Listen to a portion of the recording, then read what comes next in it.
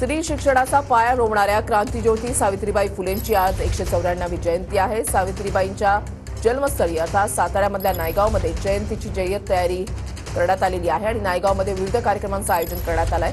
तर मुख्यमंत्री, उपमुख्यमंत्री आणि छगन भुजबळांसह इतर नेते सुद्धा या कार्यक्रमासाठी उपस्थित राहणार आहेत। संतोष नलाडोळे आमचे प्रतिनिधी अधिक माहिती देतील। संतोष।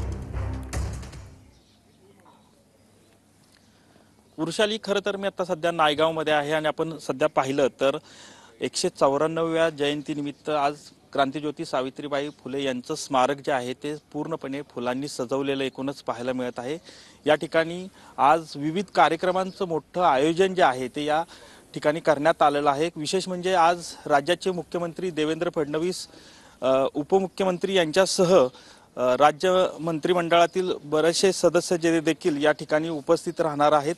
खरं तर विविध कार्यक्रमांचं आयोजन यामध्ये जे विकास कामांचे उद्घाटन असतील किंवा या ठिकाणी प्रतीक्षालयाचं उद्घाटन असेल, जलजीवन मिशन अंतर्गत जी काही कामं जी झालेली आहेत त्याचे देखील उद्घाटनांचा कार्यक्रम या ठिकाणी होणार आहे। याबरोबरच जी दिंडी या ठिकाणून निघते ते दिंडीच्या नुसार या ठिकाणी या कार्यक्रमांची सुरुवात होणार आहे।